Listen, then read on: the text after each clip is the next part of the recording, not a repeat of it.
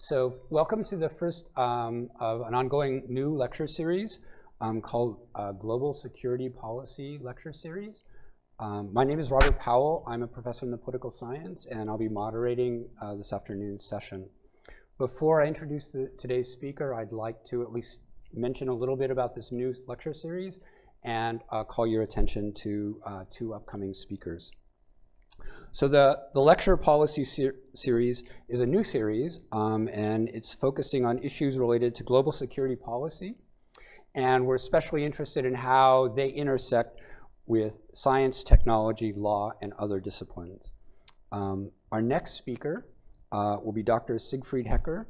Dr. Hecker is a former director of Los Alamos National Laboratory, a frequent visitor, 7 trips, as I believe, to North Korea, and an expert on North Korea's nuclear program. He'll be speaking on Thursday, November 15th, on the topic, "Is there light at the end of the North Korean nuclear tunnel?"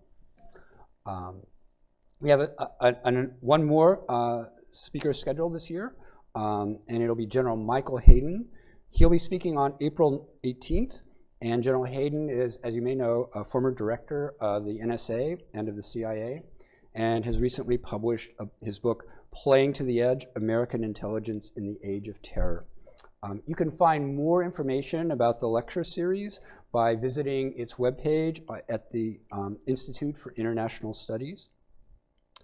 As for today's talk, I can't think of a better way to kick off this new lecture series designed for security policy issues at the intersection of technology than with today's speaker. Professor Edward Felten is the Robert E. Kahn Professor of Computer Science and Public Affairs at Princeton and is the director of the Center for Information Technology.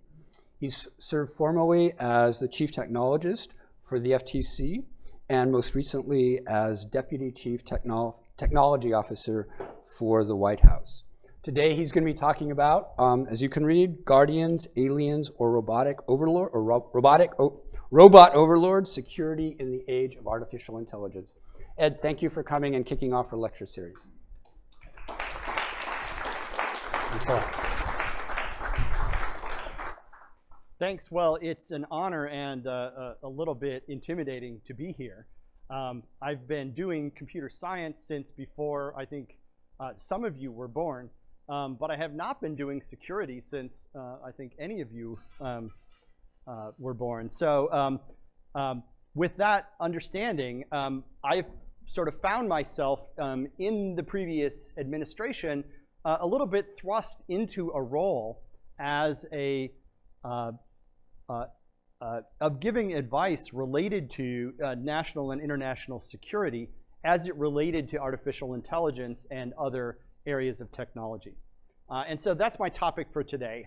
How might we think about international security in an era of artificial intelligence, and how does AI change the challenges that we face in security? Now, you might have heard that AI is kind of a big deal. Here's Sundar Pichai, the CEO of Google, saying AI is probably the most important thing humanity has ever worked on, something more profound than electricity or fire. Now, that might be an exaggeration, but the point is, I think, relevant that many people in the tech industry, many leaders across our society think of AI as a fundamentally transformational force, something that, although maybe not one of the top 3 inventions in the history of humanity, probably at least in the top 10, something that is going to cause profound changes. And we see many big companies making large investments in AI. We see many industries or nations that whose missions you might not think are intimately tied to artificial intelligence, making big investments and projecting that this is going to be a very important technology. So there's a lot of attention being paid to AI as a force for transformation right now.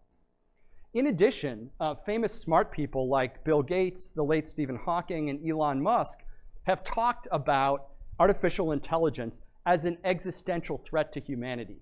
The idea that the thing that we can not look forward to the thing we can expect from AI is that it will kill us all. Although some other people take a different view, that AI will take our jobs and then kill us all. So given that choice, we might be alarmed about security, but let's just calm down for a minute and look at some puppies and try to step back and think about what the impact of this might actually be. I will come back to this idea of existential threat, and I'll come back to the notion of the impact on jobs later on. But first, I want to spend actually a pretty significant amount of time during this lecture talking about what AI is and what is its nature. Because a lot of the thinking that we might be prone to do about the security impact of AI tends to be driven by ideas about what AI is that are maybe naive, maybe outdated, or maybe just lacking the nuance that we need. So let's talk about what is AI.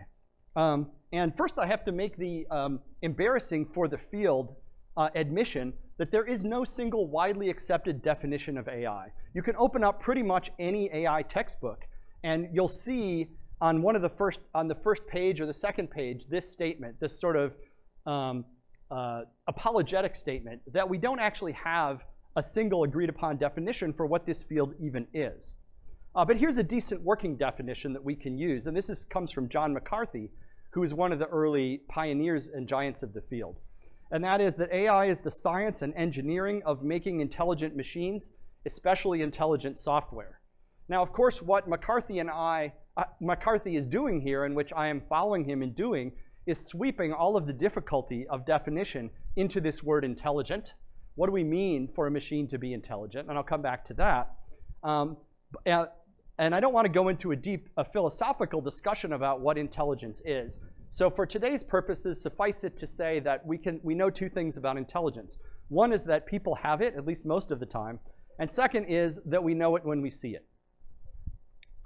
There's a related term, machine learning, which is, and machine learning is the area of AI which has gotten the most excitement and which has led to many of the breakthroughs that people tout as showing the importance of AI. And machine learning is a term that is well defined. So let me take a minute to talk about what that means. So machine learning means building computer systems that can learn without being explicitly programmed.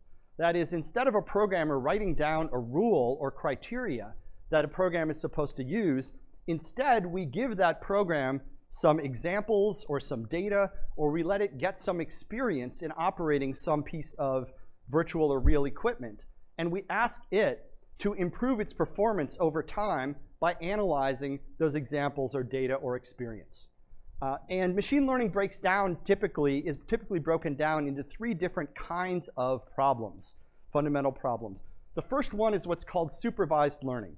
In supervised learning, the system is given a set of example inputs that presumably are like the inputs that would be given to it in real operation. Each one of these example inputs is labeled somehow with what's deemed to be the correct answer for that input. So for example, if the task is to look at emails and figure out which ones are spam or not, we have a set of example emails that have come in, and each one is labeled, presumably by a person, as to whether it's spam or not.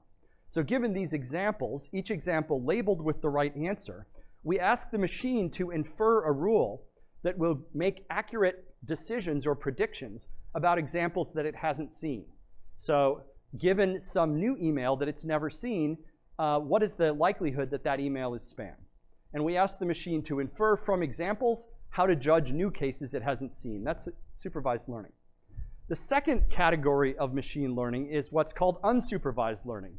And here, the machine is given a set of data points. It isn't told anything about what they mean or what the right answer is or anything like that. We simply challenge it to find structure in that data. So a classic example of an unsupervised learning problem is clustering. Given a set of data points, divide those data points into clusters such that the items within a cluster are similar to each other, but items in different clusters are dissimilar. Or another typical kind of problem is given an example of some data set that exists in a high dimensional space, try to find some low dimensional model that accounts for most of the variation between the items in that space.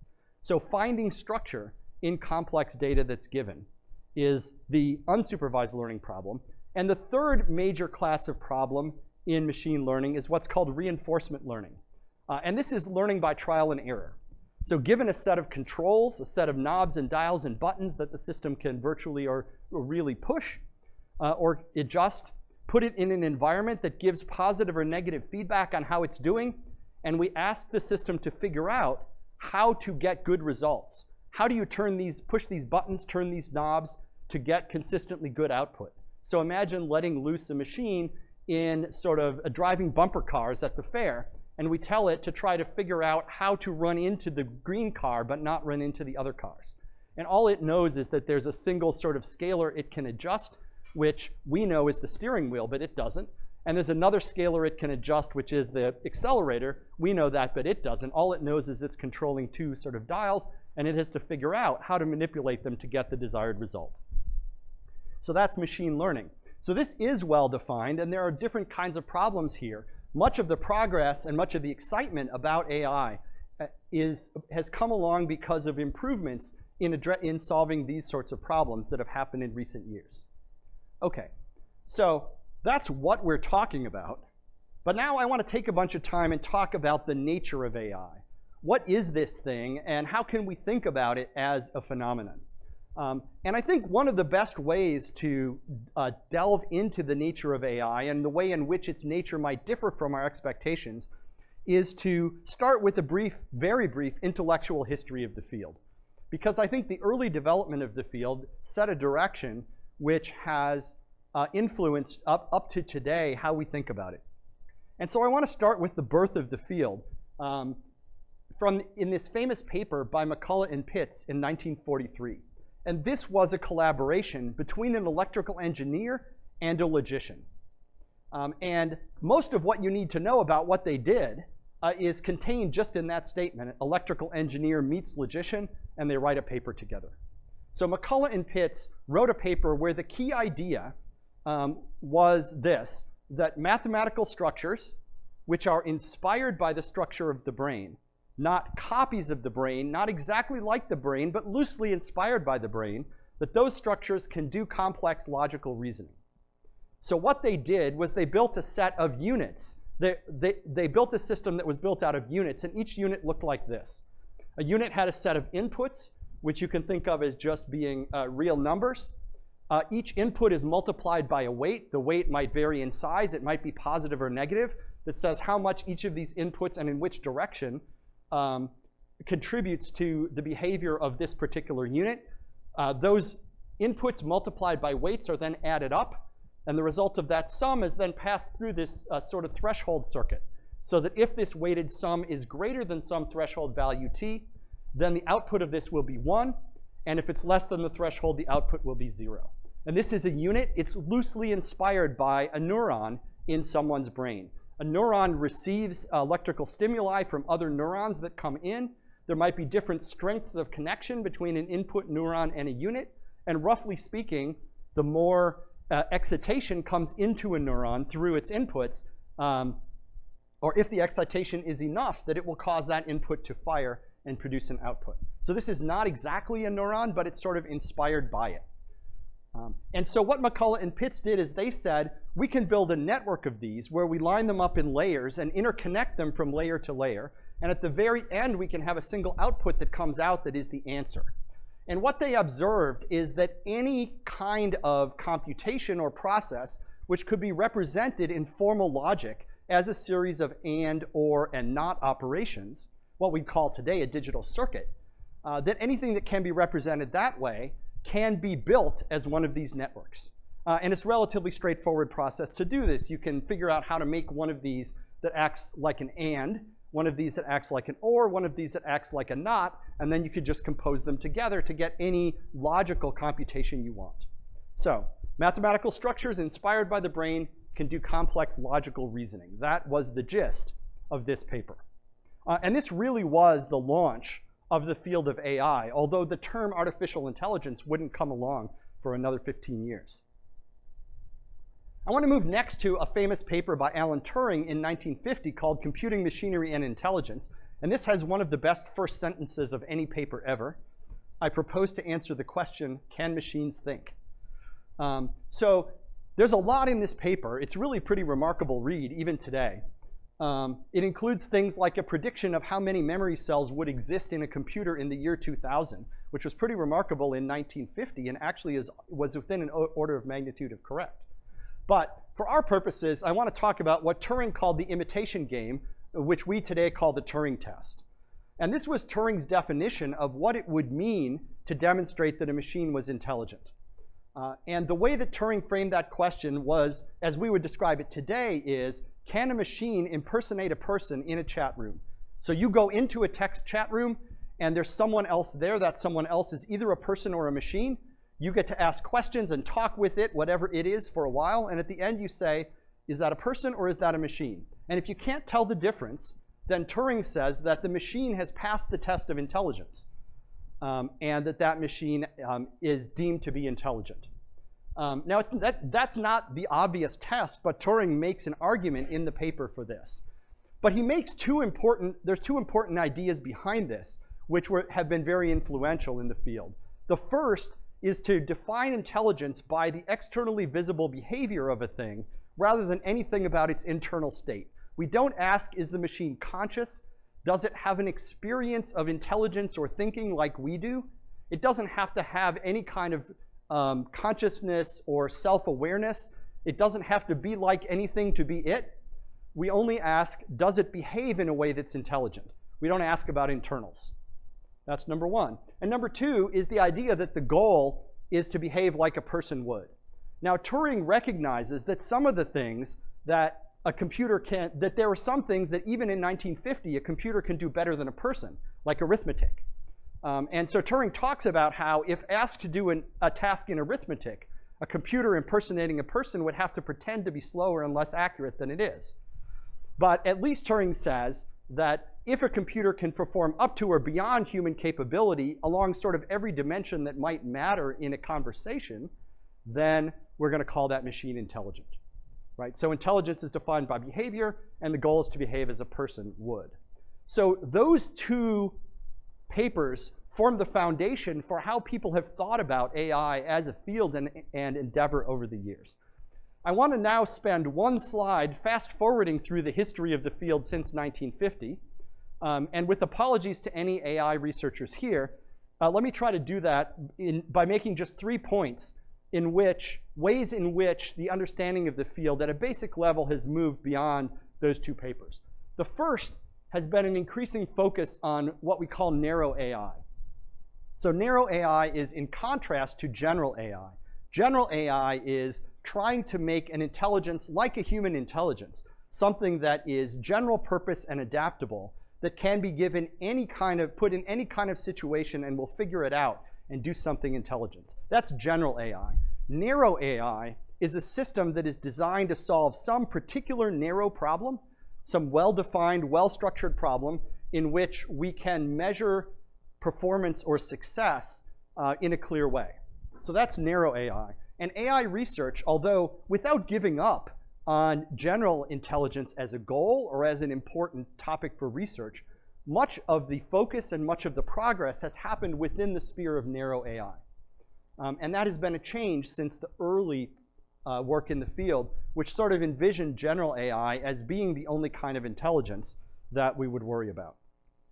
What follows from that is the idea that rather than trying to emulate how a person thinks, that the goal in trying to build narrow AI is to optimize whatever is the appropriate measure for performance on a particular task.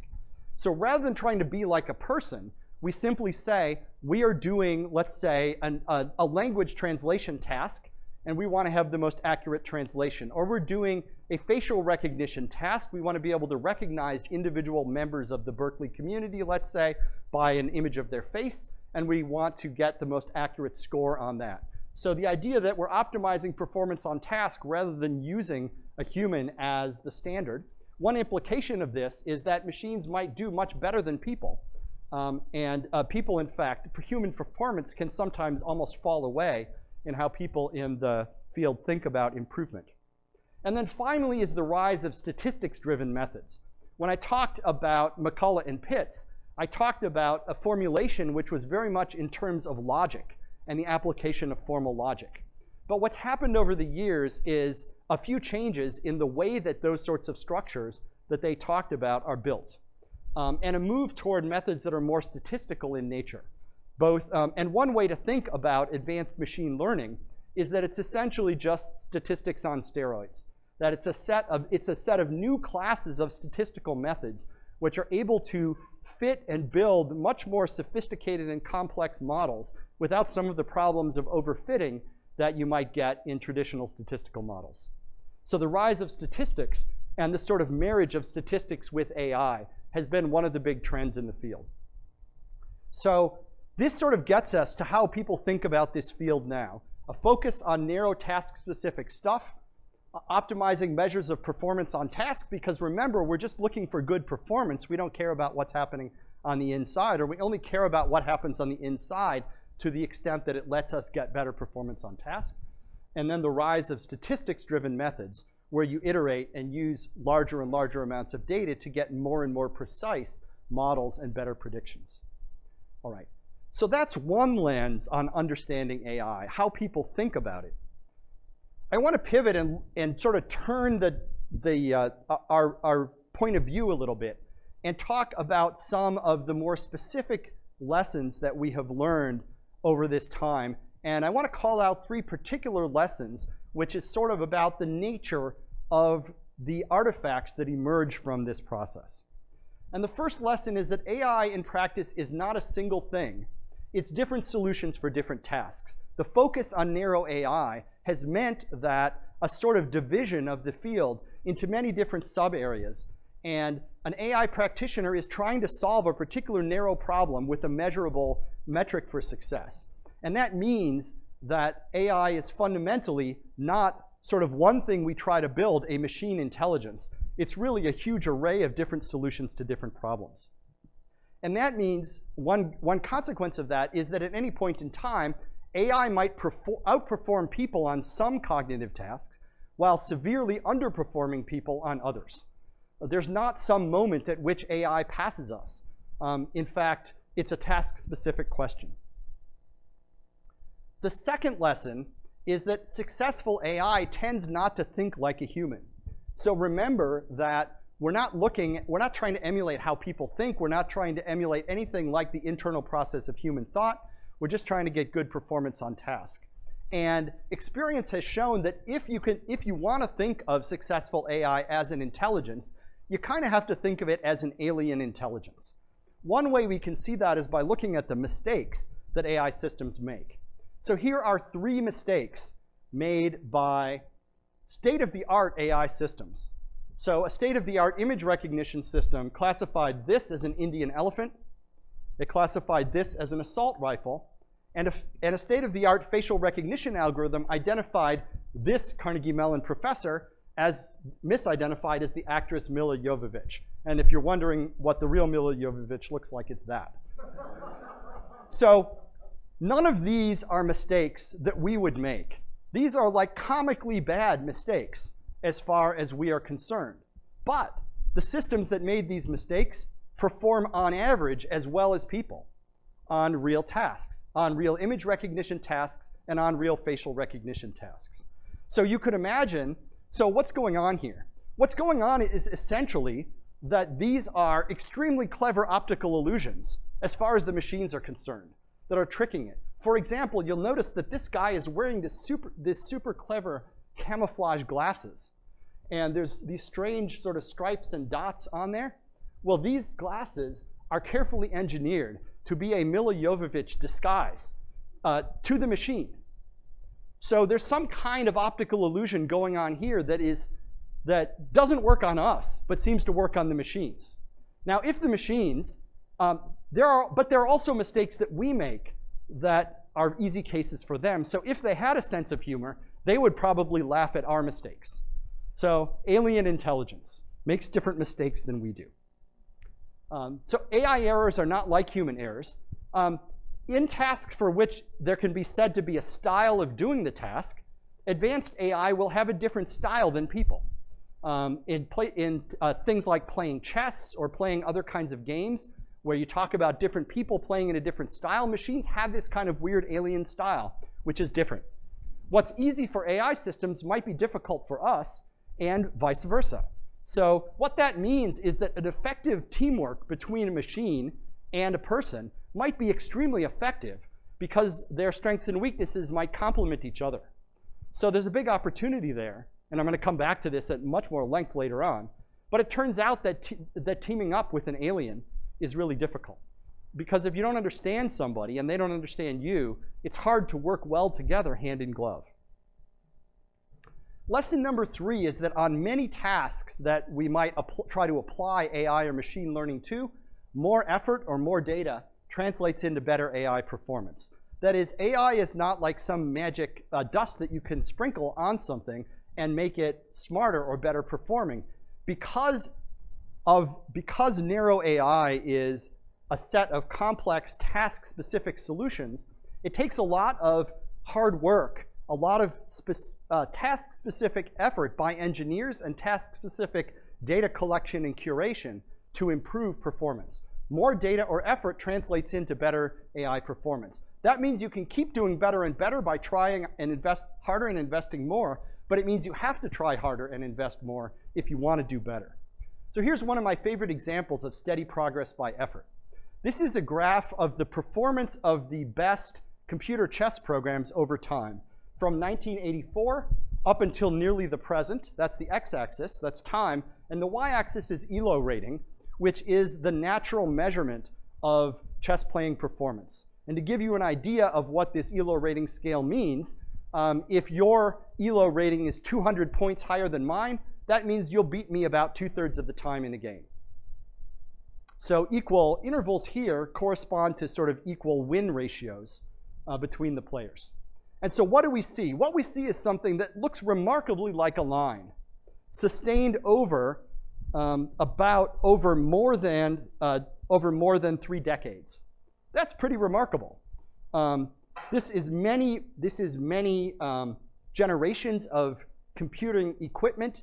This is many research papers and research conferences working on this problem, but steady improvement. By the way, this red horizontal line, this is the best human ever.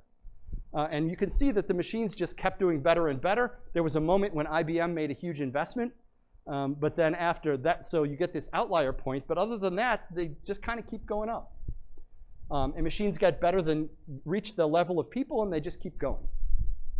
So steady progress by effort. This is expensive, requires a lot of effort, but it does pay off if you do that.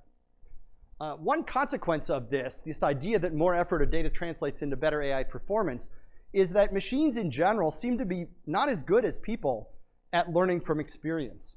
But a machine that has a lot of data might have much more experience to learn from.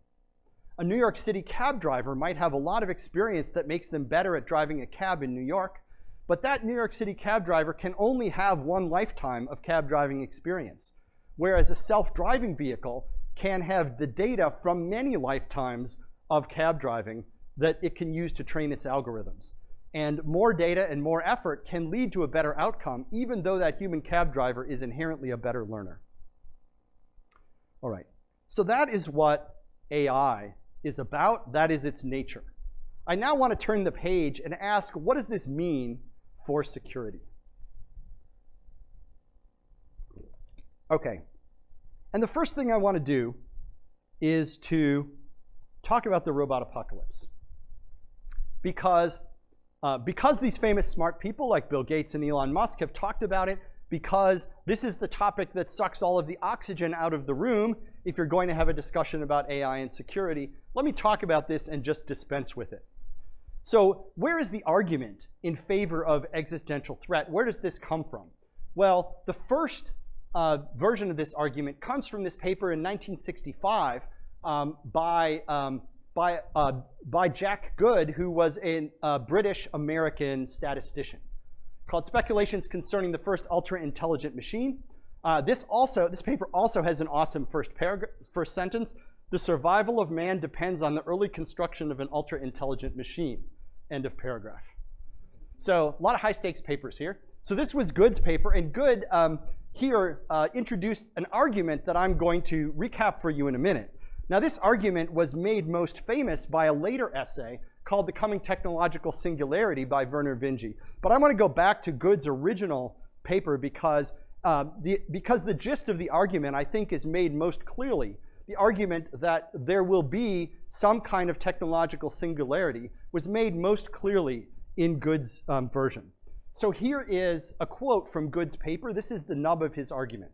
He starts out with the definition: let an ultra-intelligent machine be defined as a machine that can far surpass all the intellectual activities of any person, however clever.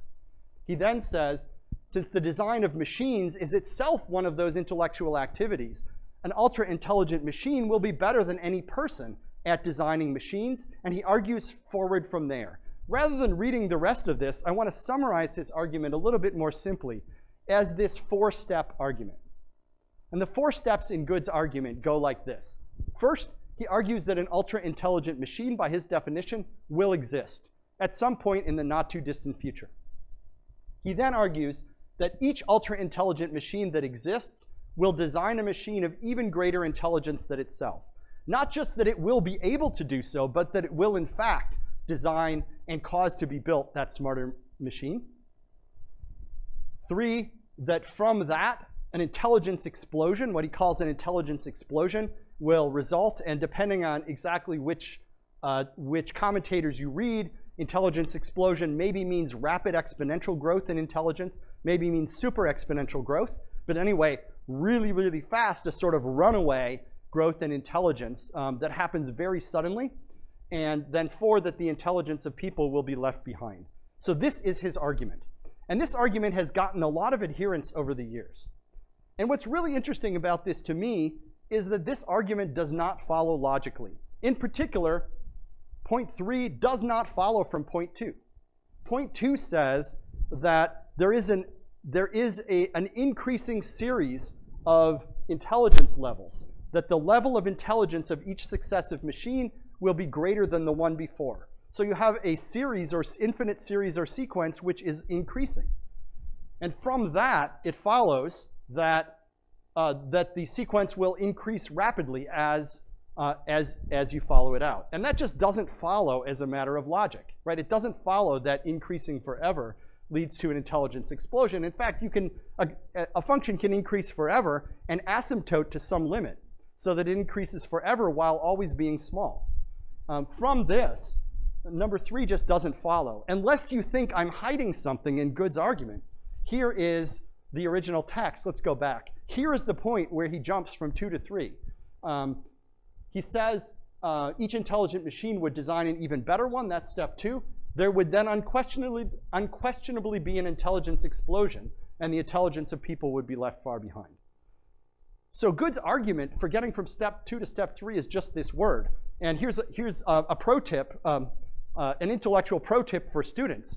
Look for the words obviously, clearly, or unquestionably in someone's argument, because that's typically the weak point. Why? Well, nobody says the sky is unquestionably blue. We just say the sky is blue. If something is so obviously true, you don't need that word. But that word is not an argument.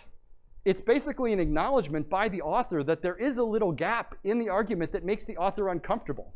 And they feel like they have to put in a word to bridge that gap. So Good puts in this word unquestionably here, but there's nothing in the rest of his paper, or indeed in much of the literature that follows, that gets from point 2 in that argument to point 3. And it's really fascinating to me that this simple logical error has persisted.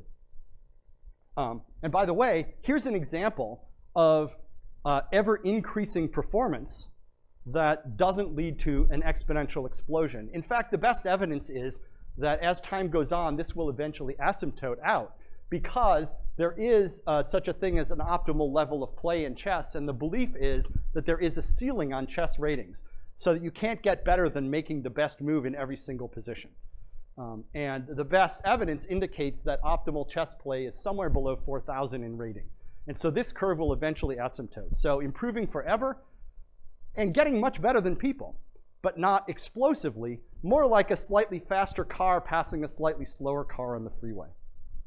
Okay, so that's what we can think of as the future. So let's extrapolate to a more realistic future and talk about what the future development of AI might be as it continues to get better and better over time. So the first important piece of that extrapolation is to remember that as AI intelligence is multidimensional, there are different aspects of intelligence. And of course, researchers break down human intelligence into 3 or 4 or 5 or 8 axes, and you can debate about how real those are and what they are and so on. But it's clear that with narrow AI, intelligence of machines really is highly multidimensional. And a narrow AI system has super high intelligence on one dimension and almost none on other dimensions. So AI intelligence is multidimensional and very uneven. I think it's probably correct to say that AI systems will eventually surpass us on almost every cognitive task. That is, almost every task for which we can measure performance, that there will eventually be a narrow AI system that can outperform us on that task. That's not the same as saying there's one system that outperforms us on all tasks. There will be one machine champion, there could be a different machine champion on each task, which beats us at that task. And so the result is something which is not a singularity, but more like what you might call a multiplicity. So here we have a transition which happens as an era, not at a moment. There's not one moment where general intelligence of machines passes or surpasses general intelligence of people. Instead, over time, machines will surpass human performance on more and more tasks and by larger and larger margins, but over a period of time. So that's a gradual transition. It's not an explosion. It doesn't happen so quickly and it doesn't happen so violently as what the singularity theory would point to. This is also a time where we have to make decisions. Because it comes on gradually, because it's an era and not a moment, there are actually choices that we as people and that our societies can make about how we're going to navigate this and respond to it and what we want to build. And most importantly, this is a thing that's happening already. There are already many important tasks, cognitive tasks for which computers are better than us, and the number of those is continuing to increase. And so the transition to superhuman AI is going to be a little bit less like this and a little bit more like that. And so we're going to have to learn to ride these rapids. It's not that there are not challenges. It's not that our boat won't get tipped over. It's that it's going to be a sustained challenge over time and not something that just clobbers us over the head in an instant. Okay. So with all of that sort of lined up, we now have a way of thinking about what the AI transition might be like. Now let's talk about what this will mean. And I want to talk about 2 particular areas of impact. One is the economic impact. And people talk a lot about this. There are lots of books published about the jobless future. Here's one, a book on the jobless future from around 1980. Just to point out that this is a conversation that's been going on longer. John F. Kennedy gave a very influential speech about automation and the risk to workers in 1960 before taking office. And you can go even farther back. So people have worried for a long time about the idea that automation would take away jobs, and it hasn't happened yet. There have been many periods of industrial revolution in which waves of automation or waves of technology have come into our economy, and yet we have not yet seen the jobless future. But maybe this time is different. One piece of reading I often recommend for this is this report from the Executive Office of the President back in December of 2016. And I like it because I think it's good, but I also like it because I worked on it. And this is one of the last things that the Obama administration, substantive things it did. So this was a study done with the Council of Economic Advisors looking at the economic impact of automation driven by AI on the economy. And this is probably the most important paragraph from it. This is the summary. There's basically a first half of that long report that talks about history and economics to try to predict what do we know and not know about what the future impact will be. And then there's a second half of the report that says what are the policy responses. And at the beltline of this is this summary. Although it's difficult to predict these economic effects precisely with high confidence, here are the 5 things we think it will do to the economy. First, a positive contribution to aggregate productivity growth. Workers will be more efficient. This is a very good thing in the long run. Productivity growth is what it leads to increased wealth, and it makes people better off on average, and makes everyone better off if we have good policies.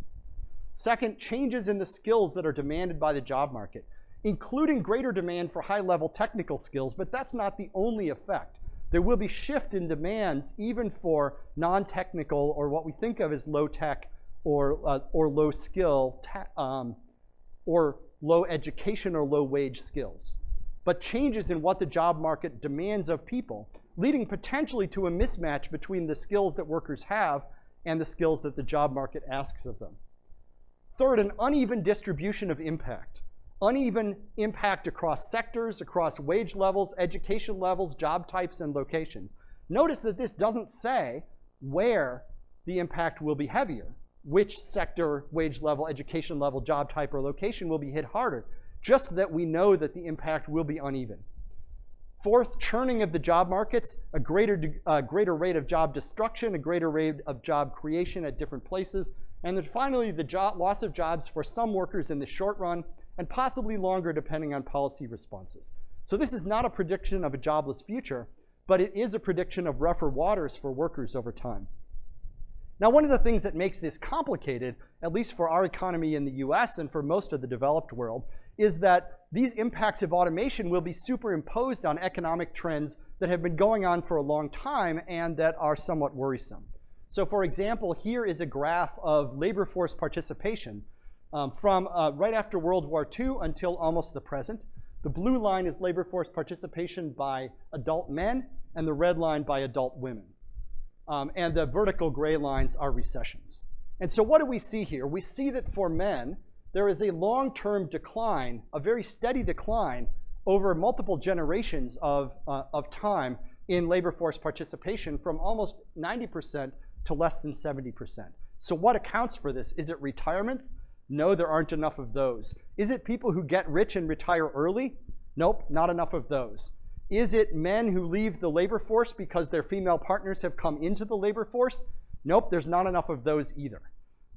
There is a long-term reduction that seems to be because of people just choosing to withdraw from the labor market, even though they can ill afford to do so. If we look at the labor force participation rate for women, the red line here, what we see, it looks like a superposition of two effects. The first effect is over the second half of the 20th century, a big growth in women's labor force participation, which happened because of a reduction in many of the barriers that were keeping women out of the workforce before that time. So this is a lot of productive and valuable workers coming into the workforce. But then if you get out here beyond 2000, what you see is that the labor force participation by women starts to go down and starts to parallel the labor force participation by men. And so probably the best explanation of this whole graph put together is a combination of two effects. A sort of one-time effect of women coming into the labor force due to social change, superimposed on an economy that makes working less attractive to people overall, so that people who can ill afford to do so seem to be withdrawing from the labor force. And we've seen several other worrisome trends over recent decades in the economy, in the job market, such as stagnation in median wages and increased inequality in wages and wealth. So how do we separate the effects of automation from these other effects? It's not so easy. Now, people have tried to do some work to predict where the impact of automation will fall most heavily, and you might see graphs like this. These are graphs from that same White House report. The graph on the left is an analysis by the Council of Economic Advisors based on data from a well-known study by Frey and Osborne. The Frey and Osborne study tried to predict for each of the different job categories in the US economy what was the likelihood that that job category would be impacted by automation.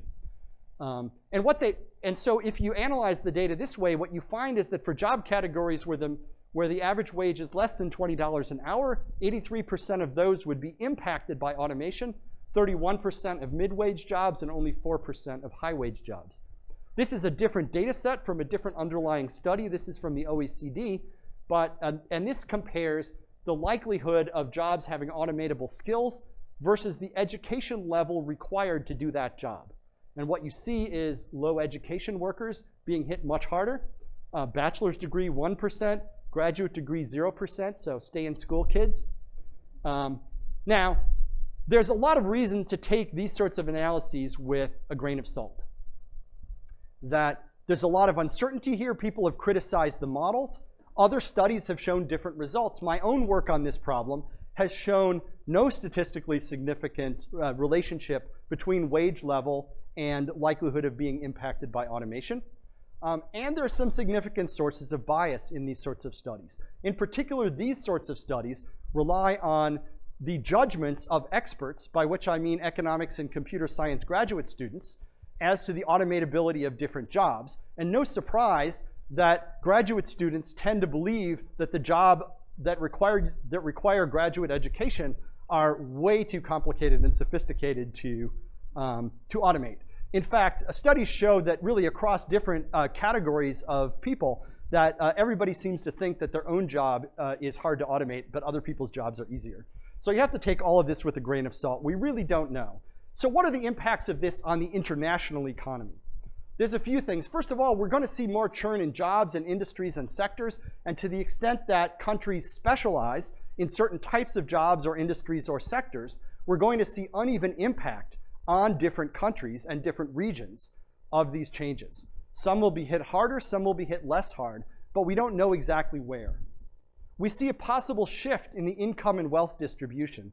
Again, it's very early in trying to understand how that shift will happen, but it's quite plausible that we'll see the existing inequalities be exaggerated, be made worse by these transitions.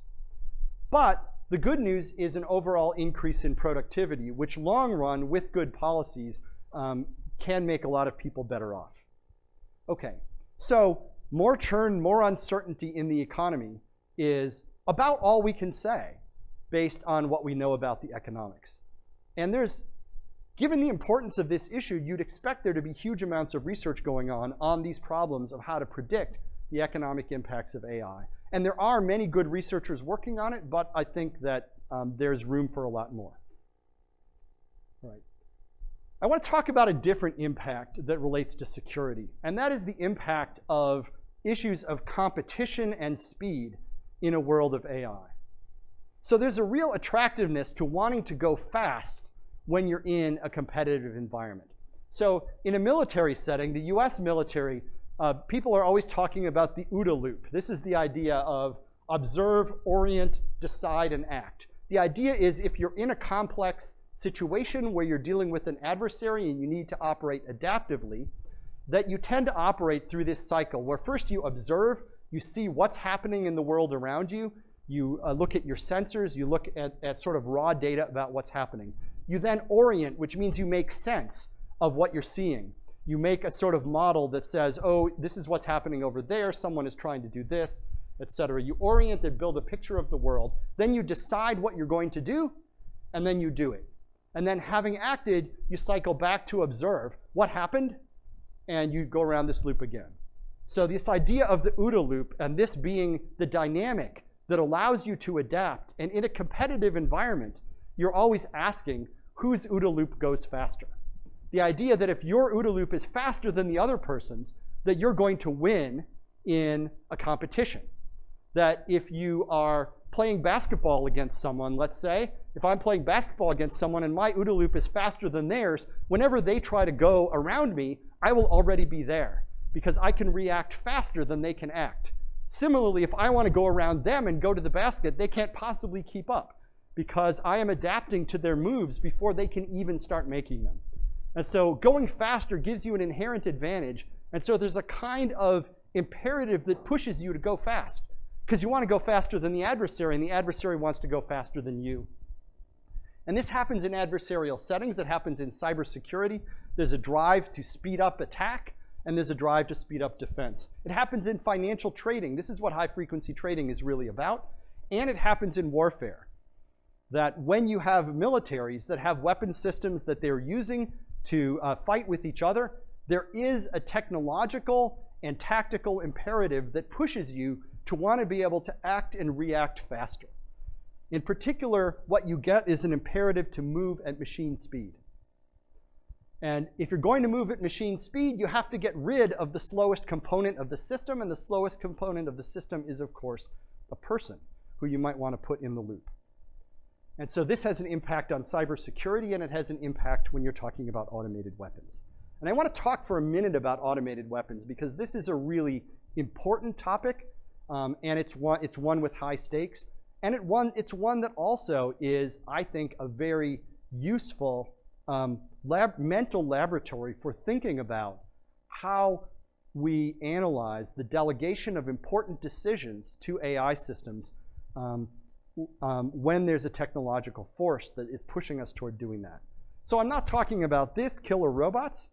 I'm talking really about, in a more subtle way, how people in designing and using military systems might be delegating autonomy to machines. So some delegations of autonomy to machines may be routine. For example, navigation. We might tell a system, please go to this place, and it will figure out what route to take. Or autonomy or automation in logistics to deliver stuff to a place in a nonviolent way. Or something like systems that detect and evade incoming fire in order to keep a person or a thing alive and surviving. Those are all delegations that happen all the time, and they might be important, but they don't carry the moral weight of other kinds of delegation. In particular, what carries the heavy moral weight is the decision to kill or destroy, and that being delegated to a machine. Now, there is this imperative that pushes towards speed. It's a tactical and technological imperative. And yet, if it doesn't scare you to think about delegating to a machine the decision of who will live or die, or what important infrastructure that people rely on will be destroyed, well, then you're not paying attention. So how are we going to deal with the clash between this technological and tactical push and our very strong and very well justified distaste for delegating that decision? So there's a simple answer we might give, and this answer is the official doctrine of the US Department of Defense. We must always maintain an appropriate level of human control. And that is an excellent principle. Humans should always be in control of this decision and always in an appropriate way. But of course, what does that mean? This word appropriate carries a lot of weight, and it's not easy to figure out how to apply this principle to some of the very complex situations that come up. So here's another simple answer. We're going to require a human in the loop. We're going to say there always has to be a person who makes the final decision whenever lethal force is going to be used, makes the final decision to shoot at or engage a particular target. This sounds good, but again, things are maybe not so simple in practice. Because often, if I'm a human and I'm embedded in a complex technical infrastructure, what I see is what machines show to me. I might be seeing only some display that is interpreted through and mediated by a piece of technology. It may be night. I can't see anything with my own eyes. I only have some sort of night vision gadget which auto-classifies that thing up there is a helicopter, but it's really some sort of complicated technology that tells me it's a helicopter. So if I'm trying to shoot at that thing which I believe to be a helicopter, to what extent have I taken responsibility? To what extent can I make that decision well? The danger is that you create a situation where the human becomes what Madeline Ellish has called a moral crumple zone. So a crumple zone is a part of a vehicle which serves no purpose except in case of a crash. If your car gets in an accident, the job of the crumple zone is to be destroyed in such a way as to absorb all of the energy of the collision in order to protect you. That's its only purpose, is to be destroyed if something bad happens. So a moral crumple zone is a person who's put into a position where they have no control over what's going to happen, and yet they take the blame if something goes wrong. Their purpose, their role in the system, is to absorb blame if something goes wrong. And if we do that, we can say there is a person we held responsible, but that is in no way an acceptable answer in terms of making sure that things are going well. We need to do more than have a person we can blame. We need to have a person who can be responsible. And that means they need to be empowered and informed to behave responsibly. Now, there are plenty of tragic stories about human errors in using technologically complex weapons systems, of accidental friendly fire incidents or accidental attacks against civilian airliners or civilian facilities. And many of these are kind of due to errors or interface problems at the boundary between machines and people. So it's hard to turn this into a bright line distinction in practice. All right, so what we end up talking about whenever we talk about the automated weapons problem, once we get past the easy answers that don't really work for us, what we get to is the problem of human-machine teaming. How can people and machines be a team? Well, the standard language that people in DoD use to talk about this is centaurs. They say, we want to make a centaur, just like a centaur is half man and half horse, we want to make a thing that's kind of half human and half AI, and they're going to work together. Now, this is pretty weird in a bunch of ways. If you want to understand how weird, the sort of weird cultural weight that centaurs carry, you might try to find online an image of a centaur that isn't creepy or scary. Please don't do it now. Because there's a lot of crazy, weird cultural weight that centaurs carry. The other thing about centaurs as an example of what we want to do is that they don't actually exist. This is not a thing that can happen. And the idea that we would somehow like cut up man and a horse in half and sew the pieces together, or like take an AI and a person and somehow smush them together into a single entity, what does that even mean? So a centaur is not really a way to go. And just imagining that we can get this sort of seamless blending of these two different elements, and that's our starting point, is not really going to cut it. Okay, so there's another story we can tell about this, which is a happy story. And this is one that was told by a famous article written by Garry Kasparov about 15 years ago. Kasparov was the world chess champion, who was the first world chess champion to lose a match against a computer. And he wrote this very sort of happy and interesting article about this experience 15 years, about 8 years after that occurred. And he talked about human-machine teamwork. What Kasparov said in this article was that people can be really good at chess. The best machines are even better than that, clearly better than the best people at the time he wrote this article. But guess what? What's better than even the best machine is a human who gets advice from a good machine. And in fact, you can take the 100th best person advised by the 100th best machine, and that combination can beat the best machine. That a human who gets machine advice with the human in the driver's seat, that's the best way, and that they dramatically outperform even the best machine. That this idea that teamwork is going to work. And so people were happy, and this thing was cited for years. It's still cited today. But unfortunately, Kasparov's argument, although it was true at the time he made it, is no longer true.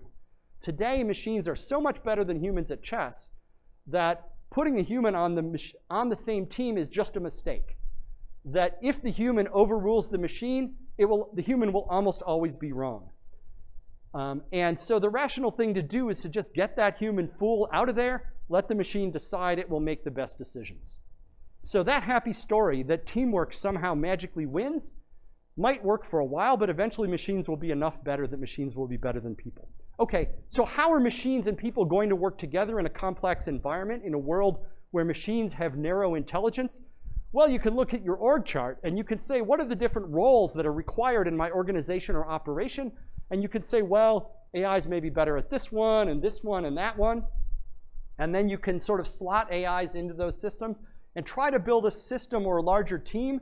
And just like all the difficulties you have getting a team of people or organizations to work together coherently, you'll have the same problem here. But thinking of it as a problem of team building or organizational dynamics rather than person-to-person teamwork maybe is useful.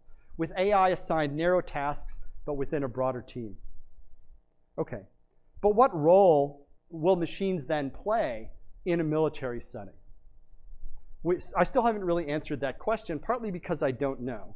But I want to just, before I close, ask one more provocative question, and that is, when might we be obliged to delegate to machines a decision to use lethal force? There's a principle in international humanitarian law called the principle of distinction. And that says that we have an obligation, that anyone involved in conflict has an obligation to distinguish combatants from non-combatants and to treat them differently. That not to target non-combatants and to take certain precautions to protect non-combatants. There's an obligation to distinguish these. Now, what is a combatant versus a non-combatant? How do you tell the difference? That's a very complicated topic, and there's a ton of doctrine and examples on that. I'm not going to go there. But just to say that this principle of distinction is important and that this task of distinguishing combatant from non-combatant is a difficult one. But suppose that through decades of effort in artificial intelligence, we create a situation where a machine is demonstrably better than any person at distinguishing combatant from non-combatant within a certain type of situation. So suppose that's the case. And you can argue about what is the nature of evidence that would convince us that a machine is better than a person. But if we believe, and if we're convinced through overwhelming evidence that some machine is better than the best person at distinguishing combatant from non-combatant, then you can make a plausible argument that we're not only allowed, but even obliged to delegate to that machine decisions about the use of lethal force.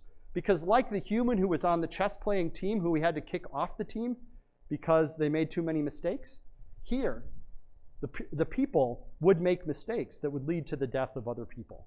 And arguably, we might actually be obliged to delegate lethal force to machines someday. So this is a difficult issue. We don't know our way through it. There are very heavy philosophical, ethical questions here, very heavy pragmatic and practical questions about AI, and I don't know the answer to it. I know that the answer must lie in a better understanding and better implementation of human-machine teaming, but how to do that, I don't know the answer. So we're in for an interesting and rough ride. Thank you.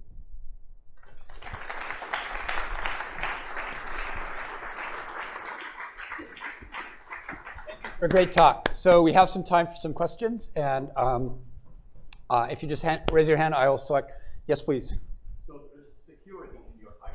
Yes. Now, we haven't heard much about security. I wholeheartedly enjoyed the talk and the whole summary of AI and the story is very much gold. But now security is really out there as a big question. And I'm not really worried about AI taking over and colonizing humans and all of that. I'm not even so worried about intelligent weapon systems. I think much sooner we have a much bigger threat, and that is artificial intelligence or machine learning or just very powerful computing in general is a very powerful technology. Any technology is an amplifier for the good and for the bad. What I'm really worried about is this very powerful thing in the hand of bad people. Yeah. And while we can control nuclear weapons and that they don't go out of bad people, it will be almost impossible to prevent bad people from getting their hands at AI and machine learning and all of that. What are we going to do about this? That's a great question. It is something that I didn't address in the talk. That question is even harder than the ones that I failed to answer in the talk. Here's what I think about that. I think there are two ways that we might approach this. First is that I think at present we get some benefit from the fact that the practice of AI and machine learning is a little bit of a black art. That there is a huge amount of tacit knowledge that experienced practitioners have. That's why they make the big bucks in industry, because trying to apply narrow AI to a new problem area in order to optimize some new capability is something that relatively few people can do. And fortunately, the US and other countries that have a stronger tradition of being able to govern our use of force seem to dominate in that field. And so the idea that although in principle it might be possible to turn the use of AI, the most advanced AI, to evil purposes, in practice, some of the actors about whom we most fear may have difficulty actually getting the expertise they need to do that.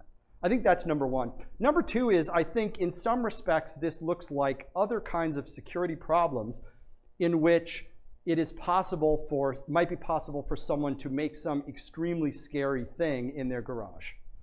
And one of the ways that we in practice protect ourselves against those is through the use of intelligence collection, through the use of tracking of precursors and other sorts of things. That fundamentally, it seems that there's a greater and greater role that kind of trying to anticipate who those actors are and trying to observe them in the course of carrying out their plans or getting the information they need has become part of the strategy. And that also has some very serious trade-offs as you sort of extend the tentacles of intelligence collection into ever more places more aggressively. But that has been part of the approach to dealing with things like the threat of homemade bioweapons, for example, and I think it will apply here too. Yes, please. I was looking at a graph of productivity over the last, let's say, 100 years. It's kind of a straight line. Yeah. That means is that productivity is going down percentage point on a log scale. So if you go back and you say, well, what's the effect of electricity or electromechanics? Yeah. Huge. Yep. You get to, let's say, 2000, wherever. Productivity growth has been relatively slow over the last couple decades. Slower, it Yeah. continues to get slower. Right when AI joined the party Mhm. is when productivity is slowing down. So instead of getting a trade-off of, well, we're getting a lot of chaos in the labor force, but at least we're getting much more productive, it seems like we're getting the worst of both. Well, so we have a lot of chaos in our labor force. I don't know that AI has contributed so much to that yet. Probably most of the economic impact of AI-driven automation is in the future. They were saying that in 2000. They were saying that in 2000. So there's the economic evidence on this is mixed. There are studies on the impact of robotics in manufacturing. And the best evidence is that the evidence on this is still developing, but the best evidence right now is that the impact on productivity of the arrival of robots in manufacturing has been about the same productivity impact as the arrival of the steam engine in England during the first industrial revolution. That is pretty significant. That it accounts for, that the arrival of robots has accounted for a substantial portion of the admittedly relatively weak productivity growth we've had over recent decades. So there is evidence that AI-related technologies like robotics have had a significant impact. And the big mystery is why not necessarily, why is this not having an effect, but why is productivity, why are other aspects of productivity growth as poor as they are? And we don't really know. There's a lot of agreement that if productivity growth in the US, for example, went back to where it was, say between 1960 and 1990, we would be much happier because productivity growth creates space for a lot of policy options that become unavailable in a tighter economic situation. But it is a bit of a mystery to understand. The other thing that's probably worth saying here is that the economic impacts of some technological innovations take longer to play out than you might expect. Because the big economic impact comes not just from the arrival of the technology, but from changes in the organization and structure of work that follow from the arrival of the technology. Those changes in organization and structure of work are what allow organizations to really take advantage of what the technology makes possible. And so those things change at the rate of human culture change, which is relatively slow compared to the arrival of technology. So maybe over a generation, you would see the impact of, say, the last 10 years of AI technology improvement. Yes, please. Thanks for your stimulating talk, I guess. I just wanted to understand, why do you posit that the growth of ultra-intelligent machines designing subsequent ultra-intelligent machines will asymptote out like chess ratings rather than say like the growth in scientific knowledge since the Renaissance? And by the way, aren't chess ratings a log scale rating? Since when you go up to 100, you beat the preceding level by 2/3. Someone was going to, I knew someone was going to ask this. That's what happens when you talk to an audience full of nerds. Right, so let's see. Let me talk about the first one first. So, right, first one is more important, I think. We would agree.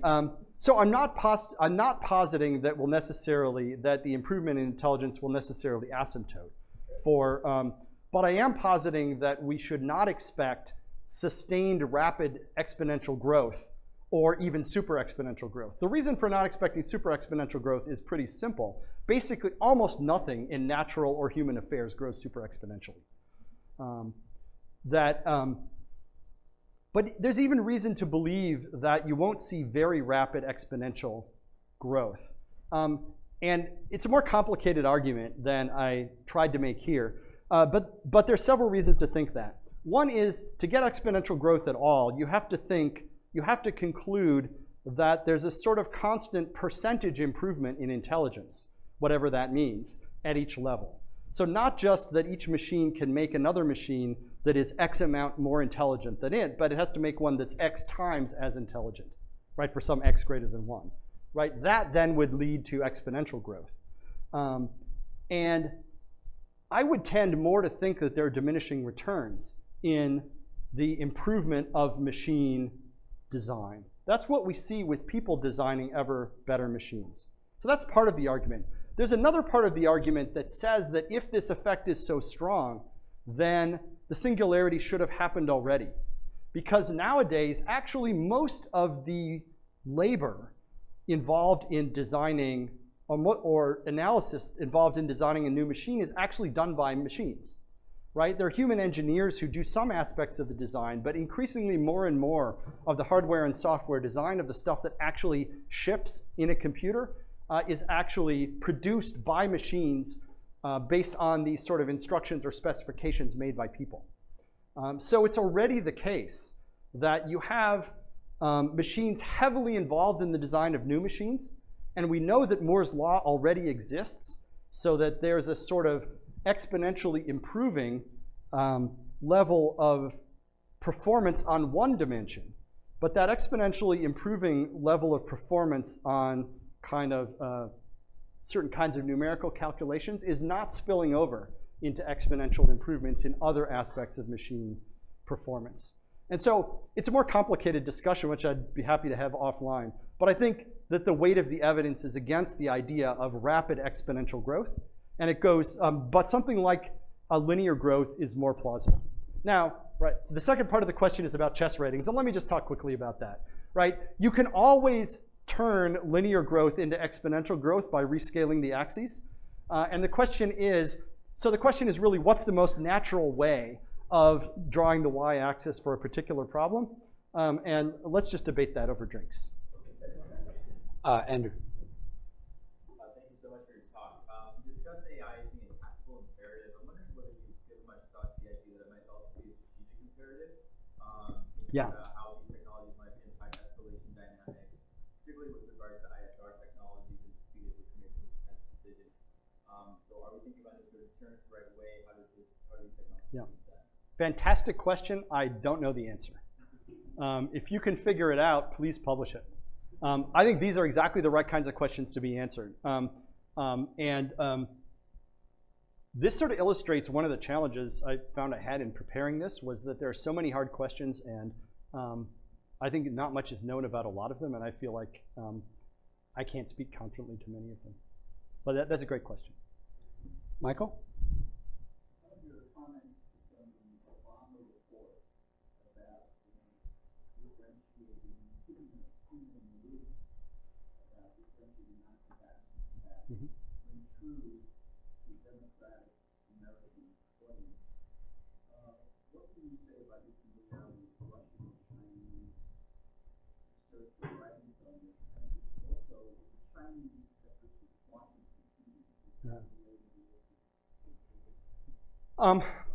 I think quantum computing is not closely tied to these issues.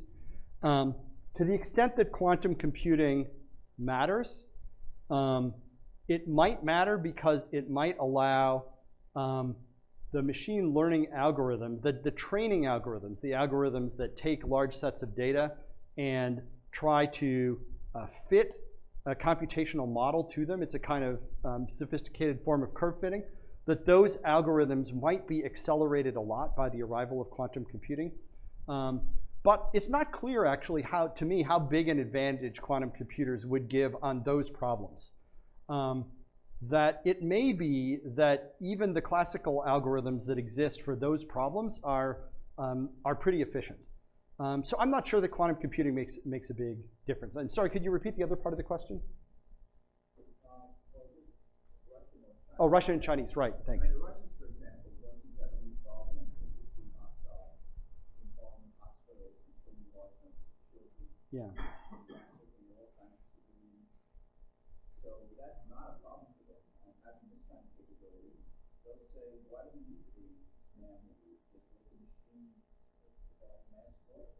Well, I mean, I think there is, you know, sort of abstracting away from particular countries, because it's certainly clear, I think, that the attitude toward international humanitarian law and compliance with it varies around the world. There is a real risk of a kind of race to the bottom, where somebody is designing and deploying technologies that are very risky and that aren't compliant with the principles with humanitarian law requirements as we understand them, and that then puts pressure on us and other more compliant countries to follow suit. And you know, that's a thing that has happened in warfare often in the past, that we say there is a line we will not cross, and then when we get into a situation where we're desperate enough and where we're facing an adversary who's willing to do things we won't do, that we cross the line. And that's a very real risk. You know, I think we need to be thinking about where we would draw the line, number one, and we need to be thinking about how we can defend against adversaries who don't observe those lines at all. You know, there's active work going on both of those things. The discussion about how to defend against adversary capabilities is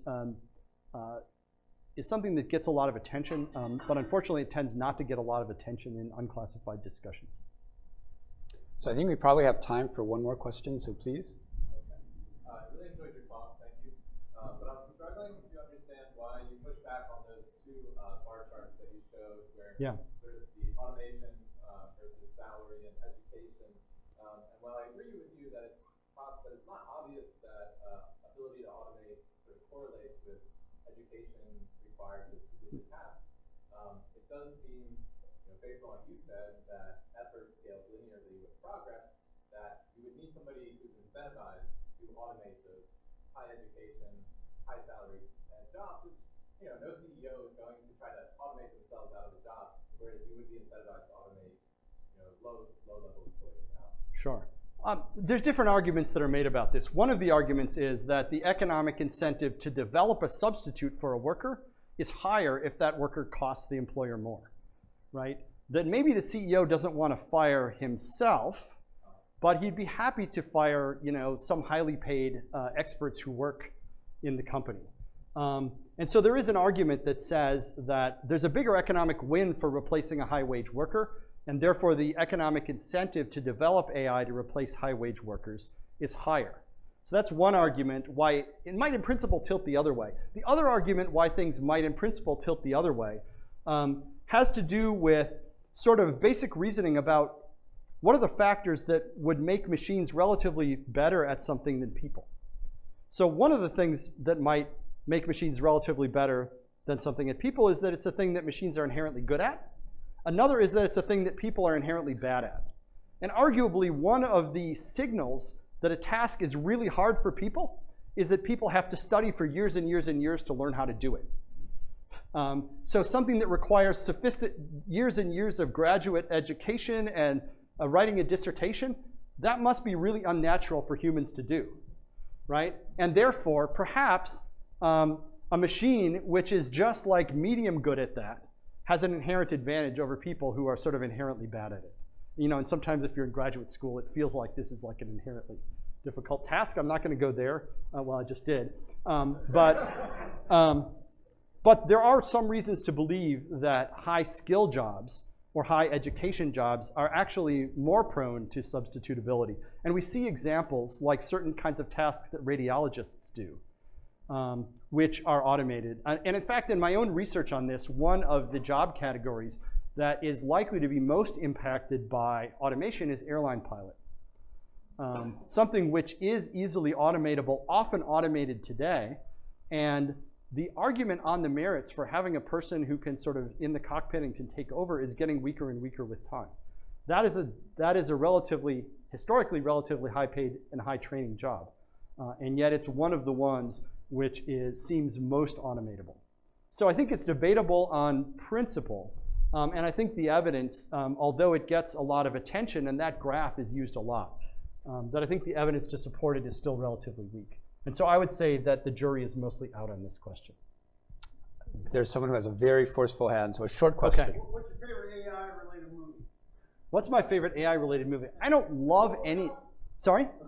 I don't love any of them because I think they go so quickly to the idea of a very human-like, intelligent entity, which I think is just not the future. So I have to say I don't really love any AI-themed movie. Sorry.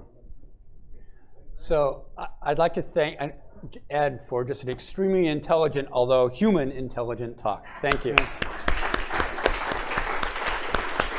That was great. Thank you. Thank you.